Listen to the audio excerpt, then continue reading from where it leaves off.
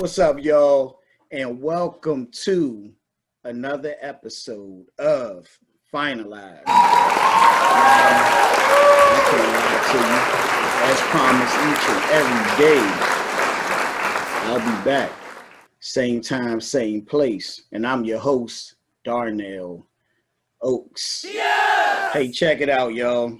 I understand, man. It's football Sunday and all of that. But listen, man, I'm in the DMV, man. And the Washington football team is like 1-5, man. No! So I'm not really trying to hear about no football anyways right now. And if you're in the DMV, I don't know why you would want to hear about football. You know, your team is 1-5, man. It's time to get back to the court. It's that simple, y'all. You know, still hope for my, Washington football team to do better. But right now, man, they got to stay about basketball until they do better. So listen, man, I'm going to jump into the news, and it's Sunday. So, the news on the court is real light, on this football Sunday. So, man, the news is really heating up as a conversation, that's really taking flight between Derrick Rose and the Los Angeles Lakers. And it's looking like, man, that deal might very well happen, man, very, very soon. That's D Rose and the Los Angeles Lakers are looking to work something out, man. And speaking of D Rose, y'all, I want to really go in depth a little bit, man. D Rose, man, we're talking about the league MVP in 2011, D Rose, the youngest in the history of the game at age 22. D Rose, man. He's the last to take the Chicago Bulls, man, to the conference finals. And of course, they came up short to the great Miami Heat team that went on to win two of the four titles, But the reason I want to go more in depth about D Rose is because D Rose put a very important documentary out, about a year ago, spring 2019. I myself is not one that sits in front of the TV and catches everything exactly when it comes out, because time is too precious. And I don't have all that type of time to be sitting in front of TV, catching everything exactly when it comes out and making it my business to do so. So with that being said, Sunday mornings is normally my day where I get caught up with a lot of things that have been out there for a little while. So this Sunday morning, I stumbled across Pooh, the Derrick Rose story. Man, and I'm so happy that I came across, Pooh, the Derrick Rose story this morning, and gave it my hour and 45 minutes, man. It was worth it because, man, Pooh was much deeper than Derrick Rose himself, even though it was his story. What Pooh showed me, and somebody has been around the game for a little while, but you never could stop being a student, So Pooh really, made things even clearer to me of how serious a business, the game of basketball is and how it really serious it could be when you're on the level of a Derrick Rose. And it goes all the way back. And I'm hoping that, I got some parents on here that's viewing, man, because, the Derrick Rose story, man, really took flight. And I'm talking about took flight to the business world, as early as probably high school, man. The business really gets serious, in the game of basketball around that time, especially if you got a stud, So Rose, first encounter in the business world basketball, there was an AAU program he was a part of, and Adidas was trying to take every single route to infiltrate. Coach Landon, what's up, brother? Man, look, Adidas was trying to make their way to Rose, and they tried so deeply, man, and they were actually right there to being successful. And luckily, Derrick Rose family had pulled them away from that situation, and created their own situation, for their sanity and, of course, for their own family wealth, because right away the shoe company was ready to take control of his career, man. And the reason why I say I hope there's parents tapping in, man, on this one, because, if you got kids that play any sports, especially basketball, and you want them to be good, which most parents of their kids are involved with basketball by the time they're in high school. Come on, you know what you want. Listen, man, you got to understand this. Your kid is good. The business is even deeper. They're coming for them. They're coming for them, and they coming for them all type of ways. And here's the deal right here. It's all business. And that's what I want parents to really understand. Lee, what up, boy? Indeed, man. Rose is a legend, man. And here's what I want parents to really understand. Don't teach your kid to fall in love with this fan base thing, man. Or fall in love with a city.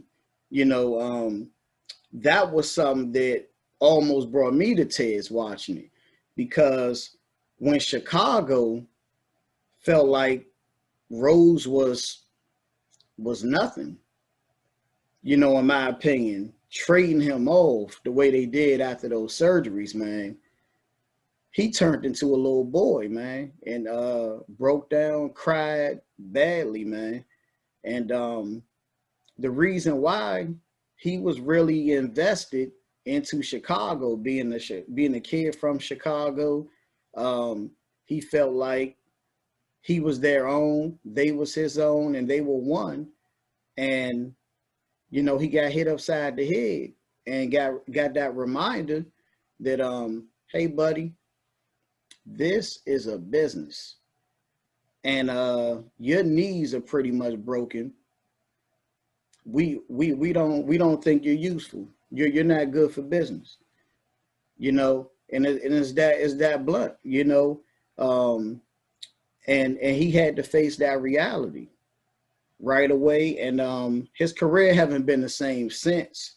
But I think by the grace of God, Rose deals came at perfect times, man. Whether it was the Adidas deal he signed in time, whether it was the deal with Chicago where he was guaranteed certain amounts of money.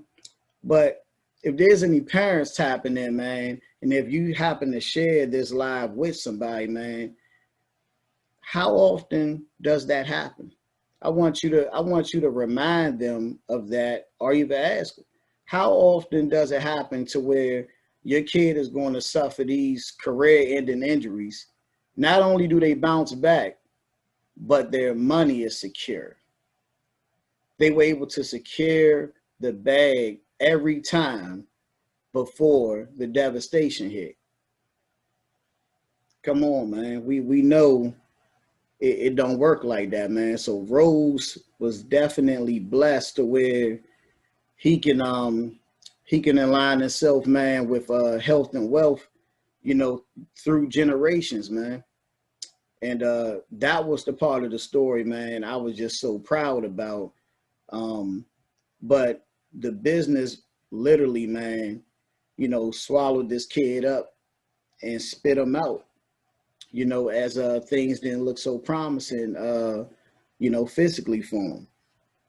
And I just wanted to share that, man, because it was a powerful, powerful documentary. And like I said, man, even though it was Derrick Rose's story, it was much deeper than Derrick Rose. And I suggest anybody in the basketball world, especially if you're a coach or in a position of mentorship, man, on the court and surrounding the game, you need to see this documentary and share it with the youngins. That's Pooh, the Derrick Rose story. Man, we're going to move on to my favorite part of the show, personally, man.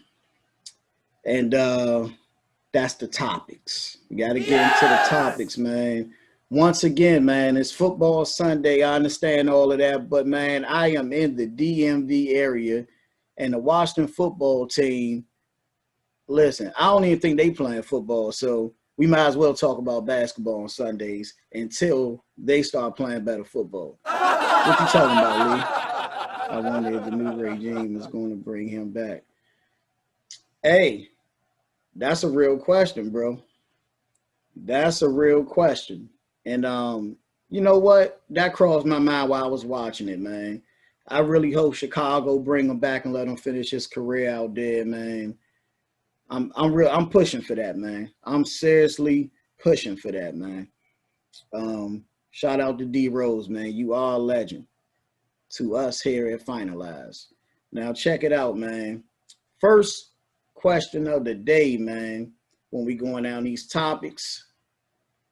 Look, man, who's the biggest threat to the Lakers going into next season? And I give you my three choices, and you can give me yours, man. The Denver Nuggets,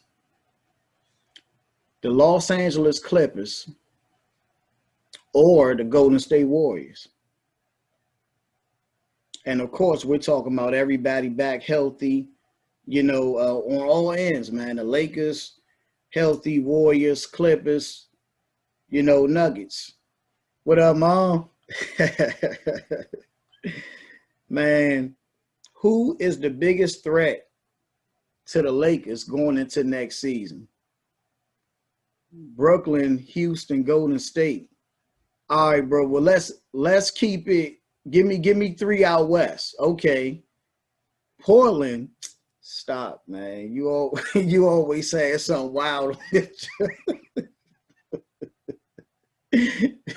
Okay. Denver, that's respectable. That's respectable because Denver's solid, man. And they beyond solid. I'm gonna give them their proper due. They're beyond solid. And of course, everybody that matters, I would believe, is coming back for Denver. And they're going to be even stronger come next season. And they battled the Lakers, as much as they could. Of course, they came up a little short. They wasn't quite there yet. But my choice, man, if we're talking about at this very moment, this might surprise some people that know me to be a Kawhi Leonard fan. But I would have to say the biggest threat to the Lakers as of right this moment, as far as what we know, man, come on, man. Okay, what's wrong with the Portland Trailblazers being a threat, man? Lakers knocked them off in the first round. That's the problem. So, how many games did Portland even get in that first round, bro? This dude do this all the time, man. Hey, look. You kind of right about. Well, I don't know why you keep saying blow up. How are they blowing up the Clippers, man? The most important players is Paul George, Kawhi Leonard, and they not going nowhere. So the other pieces can go where they want to go. They was there before they got there. Nobody thought they would ever win anyway. So look, man, stop messing with me, bro. Man, look, man, my pick is the Warriors, man. The Warriors are the biggest threat to the Lakers coming in next season. And I tell you why.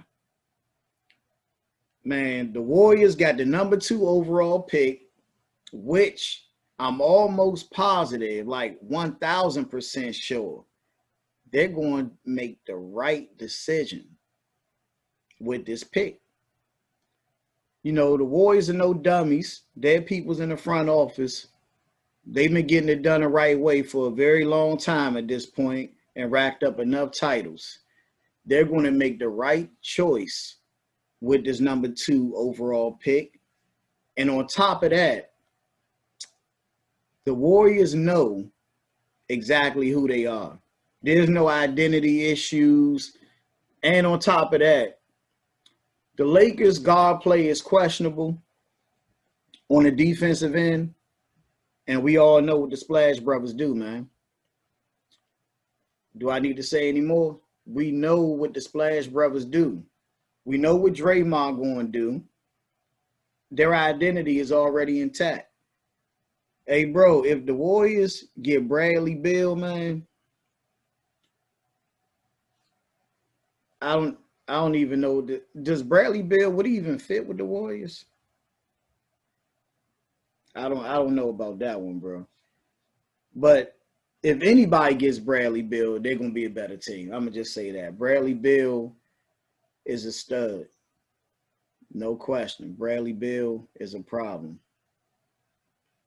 So look, y'all, moving forward, man, with the final topic of the day, man. Look, Carmelo Anthony, man.